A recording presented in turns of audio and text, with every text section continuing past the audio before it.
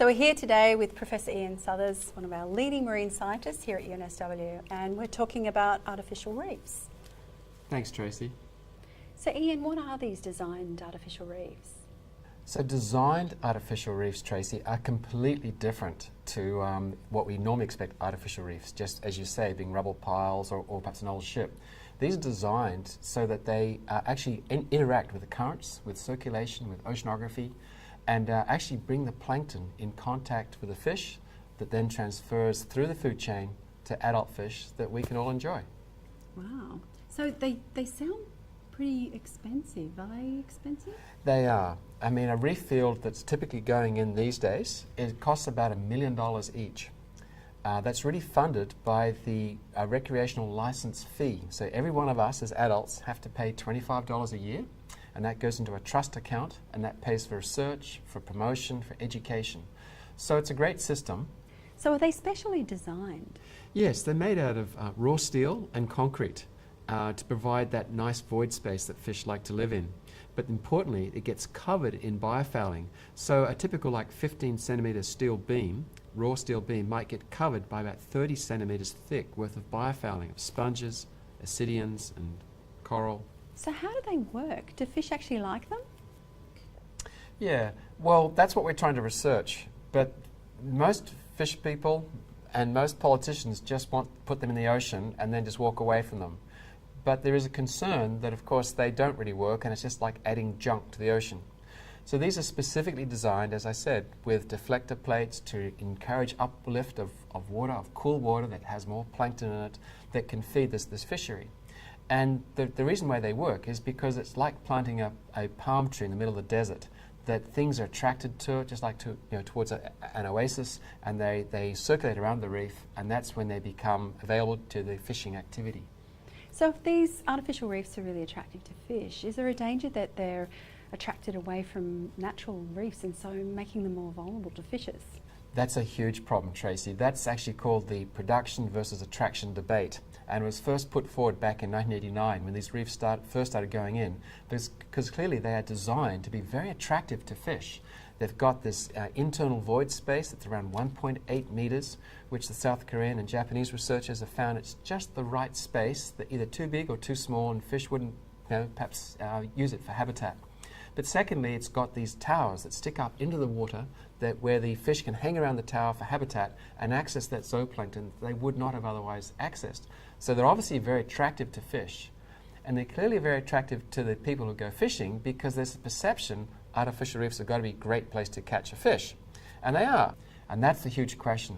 So we've done some sums, done a little bit of math, and we calculate that on the Sydney offshore artificial reef, that's just 1.5 kilometres off the coast, off South Head, about 2,500 boat hours per year are spent on that reef fishing.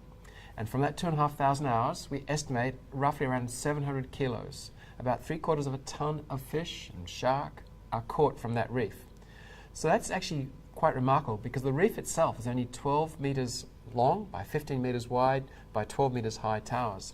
And so for many of us, that screams that 700 kilos of fish has just been passively attracted to it, been much more vulnerable to the fishing effort, and have been removed. So there's a perception these reefs are not sustainable for the environment.